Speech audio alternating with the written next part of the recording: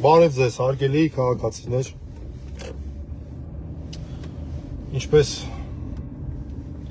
վստահ եմ ձեզնից շատերը, այնպես էլ ես այսօր էմոցիոնալ առումով շատ բարկացած վիճակում էի, երբ նկատեցի այն ձայնագրությունը, այն գաղտնալսման, ապօրինի գաղտնալսման, ամոթալի գաղտնալսման,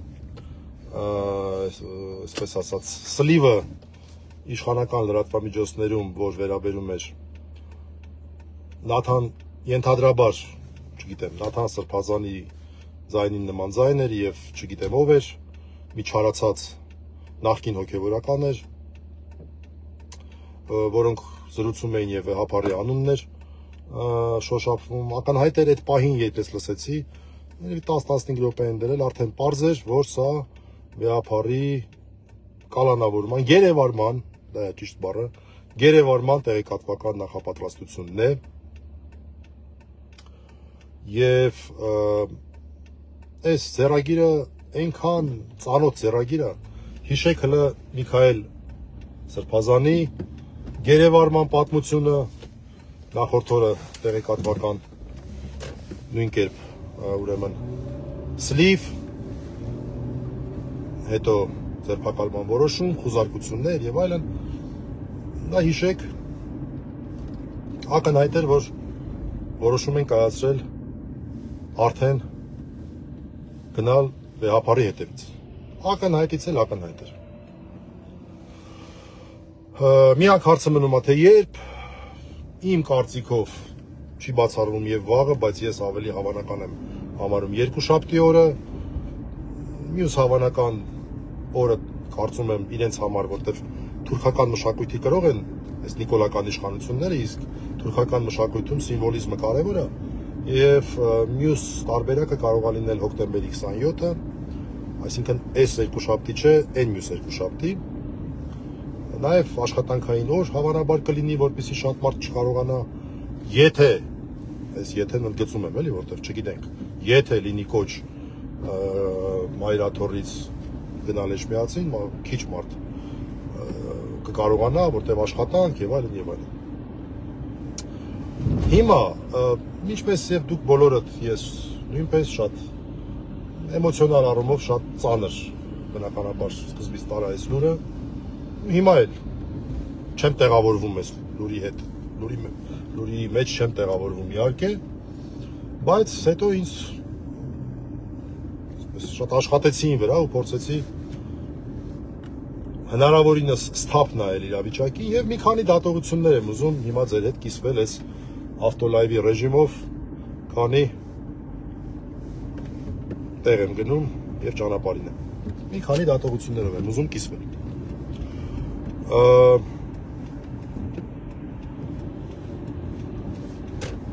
Առաջինը, տեսեք, հիշենք մի 2-3 ամիս առաջ, որ ամեն օր կաթողիկոսի վրա զզվելի բառապաշարով բաներ էր գրում, Նիկոլ Փաշինյան կոչվածը։ Հիշեք, թե իր պլանը որն էր։ Հեսա օրական 3 անգամ աղոթողներից ինչ-որ կլուբ էր բացում, հանձնաժողով էր ստեղծում, վերջերս նույնիսկ ժամկետ հայտարարեց, այդ իրենց ԿՊ-ի համաժողովին ասեց սեպտեմբերի վերջ կամ մաքսիմում հոկտեմբերի սկիզբ, հավատավոր հոտի միջոցով կգնանք, խաղաղ, աղոթքով, այս ինչով, այն ինչով գնանք եւ կազատենք վեհարանը։ Վեհապար Հայրապետից։ Ինչ եղավ, այդ հավատավոր հոտը, որով պիտի գնայր, ինչ եղավ, կարող է այդ հավատավոր հոտ կոչվածը, դա քննչական կոմիտեի Երևան քաղաքի վարչության ծանր հանցագործությունների բաժնի տղեկն էին, որոնց հեսա ուղարկելու ես վեհարանը անամոթաբար խուզարկելու եւ վեհապար Հայրապետին ձերբակալելու։ Այդ տղեկն էին քո հավատավոր հոտը։ Ուր է հավատավոր հոտը։ Այդ օրը 3 անգամ աղոթողների ակումբը, որ տենց հայտարարել էր, մենք են, ես եմ լինելու առա, այդ մարդիկ ուր են։ Իմ կարծիքով ակնհայտ է, որ այս մարդիկ տեսել են, որ չի ստացվում այս տարբերակը։ Որովհետև բարձր հեղինակություն ունի եւ բարձրացող հեղինակություն ունի իմ ընկալմամբ, էլի, եկեղեցին։ Եվ դրա համար որոշել են այդ զզվելի ռեպրեսիայի ճանապարհով անել։ Կաթողիկոս ձերբակալել։ Մի հատ այդ մարդիկ թող մտածեն, կաթողիկոս գերեվարել։ Հայ առաքելական եկեղեցու պատմության մեջ եղել են ծանր շրջաններ, երբ մեր կաթողիկոսները գերեվարված են եղել։ Մեր եկեղեցին իրականում հայության առանցքն է։ Հələ մի բախ պատկերացրեք, որ եկեղեցի չկա, ի՞նչ է մնում հայությունից։ Ի՞նչ է մնում հայությունից։ Գրերի գյուտ եկեղեցու միջոցով է արվել։ Մատենադարանի բոլոր մատյանները եկեղեցու միջոցով են ստեղծվել։ Մի հատ աշխարհիկ մեկն է, որ տես 2-3 բանաստեղծություն է գրել, ես ինչքան խորհրդային ժամանակները PR-եցին, ֆրիկը։ 1-2 հոգի անդամները, որ աշխարհիկ են եղել։ Էլի եկեղեցու հետ կապված։ Մեր ամբողջ պատմության մեջ, ամբողջ միջնադարը ամբողջությամբ եկեղեցու վրա է հիմնվել։ Մեր ամեն ինչն է եկեղեցի։ Մխիթար Գոշ են ասում, Մխիթար Վարդապետ Գոշ։ Իրավաբանության մասով։ Բոլորն են վարդապետ եղել, մեկը չկա, որ այս մեջ միջնադարից չլինի։ Բովսես Խորենացի վարդապետ է եղել, Մեսրոպ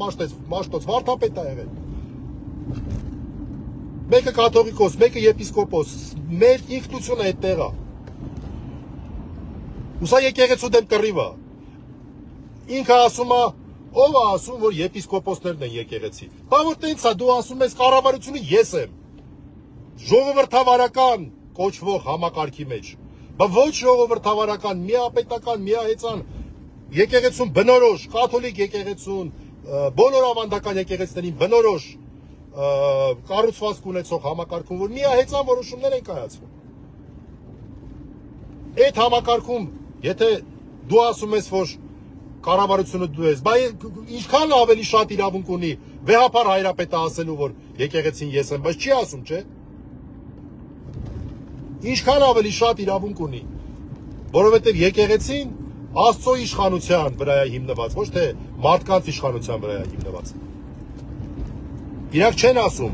դու կանգնում ես, սրիկայաբար ասում ես, իսկ ով ասում, որ եկեղեցին եպիսկոպոսներն են, բա այլով է, բայց եթե դու կառավարությունն ես, այդ դեպքում ո՞նց կարող է եկեղեցին եպիսկոպոսները չլինեն։ Սրիկայություն, էլի։ Տրամաբանական ճղճիմություն, էլի։ Վերադառնալով։ Տեսեք, այս իրանց պլանը, սրանից կարելի է հետևություն անել, որ չի ստացվում մոտները։ 3 քահանաներ Տեր Արամ, եւս 2 հոգի, ես ամեն դեպքում զսպացությունը պահում եմ, բան չեմ ասում, բայց հնարավորինս փորձում եմ պահել, այսպես ասեմ։ Այդ 3 անձին, որոնք դեռ կարգալույս չեն, ցավոք սրտի, կարողացաք ձեր կողմը գրավել, եւ ես ենթադրում եմ, որ չգիտեմ, մյուսները ուր են, ձեր պլանը չհաջողվեց, հա, դրա համար այդ հավատավոր հոտը փաստորեն այդ տղեկն են ելնելու, որոնց հերթական ծանր մեղքի տակ եք դնելու, հերթական ծանրագույն մեղքի տակ եք դնելու։ Որ նույնիսկ որ մտածում եմ ինչ մեղքի տակ են այդ տղեկը մտնելու, ով է այդ ստորագրողը լինելու։ Որ գլուխս բռնում եմ, ասում եմ լավ ոնց կարելի է, էլի, ոնց կարելի է մարդկանց տենց մեղքի տակ դնել։ Այդ որոշում ստորագրելու պահն է պատկերացնում։ Եվ այս որոշումը, այս կեղտոտ որոշումը, որ այս տարբերակով են գնում, դա նաև նշանակում է, որ իրաց չի հաջողվել։ Եվ այս հոդվածը, որով վեհապար հայրապետին գնալու են եւ ձերբակալեն, ես բացարձակ գաղափար չունեմ, իրական է այդ զրույցը, իրական չի։ Մի բան է հստակ, որ ապօրինի ուրեմն գաղտնալսում է եղել։ Եվ եթե սառն եք նայում, հələ պատկերացրեք կրոնական կազմակերպության բարձրաստիճան նվիրապետին, իսկ Նաթան Սրբազանը ամենաբարձրաստիճան նվիրապետներից է։ Մեր 50 քանի, 50 կարծեմ 6 եպիսկոպոսներից ամենաավակներից մեկն է, արքեպիսկոպոս Նաթան Սրբազանը, Նաթան արքեպիսկոպոս Հովանեսյանը։ Դու պատկերացնում եք պետությունը գաղտնալսումը կրոնական կազմակերպության բարձրաստիճան նվիրապետի 2023 թվին է գաղտնալսած ոնց որ իրանք էին գրել 2023 թվին այսինքն սա պահել են ու հոպ այս պահին բերեցին մեյդան լավ ուրիշ չի իմ կարծիքով եւ եթե նույնիսկ այս ամեն ինչը համապատասխանում է իրականությանը ապա իմ կարծիքով ոչ մի անպատիվ բան չկա ամենայն հայոց կաթողիկոսի կողմից այստեղ բացարձակ ոչ մի անպատիվ բան չկա իսկ քրիստոնեությունը այն կրոնն է որի մեջ Հիսուս Քրիստոսը երրորդության երկրորդ դեմքը Աստծո որդին այդ տանջանքներին է ենթարկվել քրիստոնյայի համար պատիվ է իր կրոնի համար տանջանքների ենթարկվելը եւ ես անկեղծ ասած ազնապես նաեւ ճանաչելով վեհապարին շատ մեծ ցավ ապրելով այն որ բայց նաեւ հասկանում եմ գուցե սա նաեւ Աստծո ճանապարհն է չգիտեմ այս խայտարակ տեղեկատվական հարցակումների տակ ընկնել եւ այլն սա քրիստոնյայի համար ոչ մի պախարակելի բան իր մեջ չի պարունակում եւ ցավոք սրտի ոնց հաշվում եմ ոնց մտածում եմ երևի թե անխուսափելի է որովհետեւ սրանց մենք գիտենք որ մենք շուտով ունենալու ենք գերեվարված ամենայն հայոց կաթողիկոս որ երևի վերջի անգամ մի քանի 100 տարի առաջ է նման բանել բայց մեր եկեղեցին իր կարգերը ունի եթե ինչ պատճառներով այդ թվում նաև գերեվարման պատճառով ամենայն հայոց կաթողիկոսը բանտարկության պատճառով գերեվարման պատճառով չի կարող իր բարձրագույն ծառայությունը իրականացնել այնտեղ գոյություն ունի տեղապահության ինստիտուտ կարող է նշանակել տեղապահ վեհապար հայրապետը կարող է նշանակել տեղապահ եւ մեծ հույս եւ վստահություն ունեմ որ Սուրբ Հոգու ներգործությամբ իմաստուն որոշում կայացնի վեհապար հայրապետը եւ մեր լուսավորչի գահը Թադեոս եւ Բարդուղիմեոս առաքյալների գահը ժամանակավորապես տեղապահության կարգով վստահելի ձեռքերում կլինի մինչեւ վեհապար հայրապետը այդ իր խոր վիրապից դուրս կգա որոնք այս սրիկաները շուտով պատրաստվում են ակնհայտորեն տանել եւ վեհապար հայրապետին կալանավորել ակնհայտորեն որովհետեւ պրավալ տվեցին իրենց այն որ ասում են սեպտեմբերի վերջ հոկտեմբերի սկիզբ Պարզվեց իրենց հավատավոր հոտ են տղեկներն որոնց հրաման են տալու վեհապար կալանավորել այն դատախազներ, քննիչներ, դատավորներ, ու դատավորի հարցը կարծում եմ պարզ է, Մասիս Մելքոնյանը թող մի քիչ պարապի էս երկու օրը։ Շուտով տենց հետաքրքիր դատա ունենալու այդ անձնավորությունը։ Ինչ վերաբերում է նաև բուն առիթին։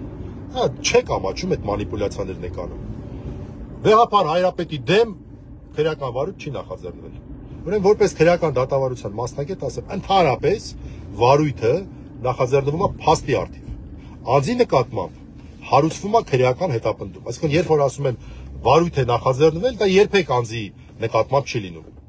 Դե յուրե իրավաբանորեն, բայց կա նաև դե ֆակտո։ Օրինակ եմ ասում։ Դասալքության փաստի առթիվ հարուցվում է նախաձեռնվում է քրեական վարույթ։ Արդյոք չեն կարող ասել, որ այդ քրեական վարույթը նախաձեռնվել է այն անձի դեմ, ում դասալքության ենթադրյալ հարցը, ասենք, քննարկման առարկա եղել։ Պատկերացրեք Նիկոլ Փաշինյանի նկատմամբ ժամանակին հարուցվում էր ուրեմն դասալքության մեղադրանք։ Պատկերացրեք, մի պահ պատկերացրեք։ Երբ որ նախաձեռնվեր քրեական վարույթ, դեռ մի երկու օր կարող է Նիկոլ Փաշինյանը մեղադրյալ չլիներ։ Բայց լրիվ ճիշտ կլիներ ասել, որ այդ վարույթը նախաձեռնվել է Նիկոլ Փաշինյանի դեմ, որովհետև փաստը եւ անձը անխզելի կապի մեջ են, այդպիսի անցակազմեր կան։ Նրանցից մեկը ես ասացի, դասալեկությունն է։ Մյուսը, ասենք օրինակ, քրեական վարույթը նախաձեռնվում, այն իրանց բերած են, որ խոսքի հետ կապած, ինչ որ, չգիտեմ, բան, որ մեկը ասեմ, այդ բազմաթիվ անցակազմերից որ մեկը ասեմ, իշխանություն զավթման կոչ, էսի ինչի կոչ, այն ինչի կոչ։ Այդ կոչի փաստի արդիվ, որ հարուցվում է քրեական վարույթը, է պարզա չէ, որ ինչ-որ կոնկրետ կոչ է, այդ օդի մեջ կոչ չի, կոնկրետ անձի կոչ է, չէ, ինչ-որ մեկը գրել է։ Չեղա, որ այդ մարդու նկատմամբ քրեական վարույթ նախաձեռնվեց։ Եվ չեն էլ ամաչում այդ մանիպուլյացիան անում, բանը անձի նկատմամբ չի հարուցվել քրեական վարույթը, փաստի արդիվ է հարուցվել։ Բայց այդ ձայնագրությունը լսում ես, է պարզ է, ուրիշ ինչ է խոսում, վեհապարի անունն է տալիս։ Վեհապարի անունն է տալիս, իբր թե վեհապարը ինչ որ մարդկանց բան է արել, ինչ է արել, խորհուրդ է տվել, թե ինչ է արել, որ գնան ինչ որ միտինգի մասնակցեն։ Այն դեպքում երբ հերթով արդեն որ երրորդ մեջ հոգևորականն է գնում, որ ասում է ժողովուրդ ջան, մենք միտինգների գնում մասնակցում ենք, առաջի հերթին այն պատճառով, որ հանկարծ իրավիճակ չլարվի, բախումներ չլինեն, եւ բազմաթիվ օրինակներ են բերում, մինչեւ 18 թիվը, 18 թվից հետո այդ մոռանում ենք։ Չգիտեմ, այսքանն է ուզում մեծ հաշվով ասել։ Ես ներքին վստահություն ունեմ, որ եկեղեցին դա աշխարհիկ կառույց չի, էլի։ Եկեղեցին Աստծո խնամակալության տակ է գտնվում։ Ես այդ ներքին համոզմունքը ունեմ, որ Աստված ողորմած է գտնվելու հայ առաքելական Սուրբ եկեղեցու նկատմամբ, եւ այս փորձությունները, որի միջով հիմա մեր հոգևոր հայրերն են անցնում, հավանաբար շուտով մեր վեհապար հայրապետն է անցնելու, քահանաներն են, արժանապատիվ քահանաներն են անցնում։ Այս փորձությունները գուցե ինչ որ նպատակ ունեն, գուցե ինչ որ զորացման եւ ամրացման նպատակ ունեն։ Չգիտեմ, չեմ կարող ասել։ Աստծո ուղիները անքննելի են։ Ես սովորական աշխարհիկ մարդ եմ, աշխարհական եմ, շատ բան չեմ հասկանում այդ ոլորտից, բայց ինչքան որ հասկանում եմ, այդպես եմ տեսնում։ Ամեն ինչ Աստծո ձեռքերում են, մենք չգիտենք թե Աստծո ծրագիրը որն է։ Բայց այսօր ամբողջ օրը մի տող էր Սուրբ գրքից, ավետարանից, որով ուզում եմ եզրափակեմ այս ավտոլայվը։ Դա Հովանեսի ավետարանի մեջ էր, բոլոր 4 ավետարանները Հուդայի մատնության նկարագրություն ունեն, որը նաև ներառում է խորհրդավոր ընթրիքից հետո Հուդայի հեռանալը։ Եվ Հովանեսի ավետարանում մի հատ շատ կարճ, բայց շատ խորը եւ շատ ազդու տող կա, որ երբ որ Հուդան ինչ որ պատճառով, ինչ որ մի առիթ բռնելով դուրս է գալի խորհրդավոր ընթրիքի տեղից, բայց աշակերտները չեն հասկանում էլի, որ գնում է մատնության։ Քրիստոս ասում է ինչ անում ես շուտ արա։ Ինչ անում ես շուտ արա։ Դուրս գալուց։ Եվ այն բոլոր մարդկանց, որոնց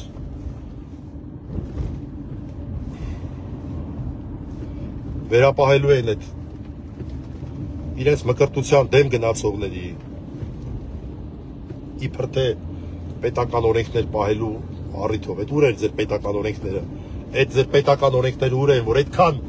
բաներին, պետական աշխատողներին քշում են տարբեր միտինգների են այն, մի խոսքով չհիշացնեմ, բաներ էլ, դե պետական օրենք չէ, ստեղ է պետական օրենքը։ Նիկոլենց այդ մանկավարժների պատմությունը եւ այլն եւ այլն։ Մի խոսքով, այդ մարդկանց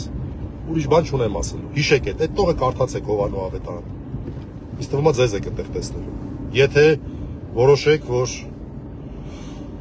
դուք եք լինելու այդ մարդիկ, ովքեր որ վեհարանում խուզարկություն են իրականացնելու, վեհապար են ձերբակալելու, հիշեք այդ տողը ձեր մասին, ինչ անում եք շուտ արեք։ ու այդ Հիսուսի խոսքերից հետո 3 բառ ավելանում ու 3 բառ գրվում մի կարճ նախադասություն ու այս սցենան ավարտվում է։ Ասում է եւ գիշեր էր։ Այ հիմա մենք չգիտենք այս պահին գիշերով որտեղ նստած ում են ինչ հանձնարարում անելու այս ամեն ինչը։ Չգիտենք։ Կարող է հենց այս պահին են անում։ Եվ գիշեր էր։ Աստված մեր հետ բարի գիշեր։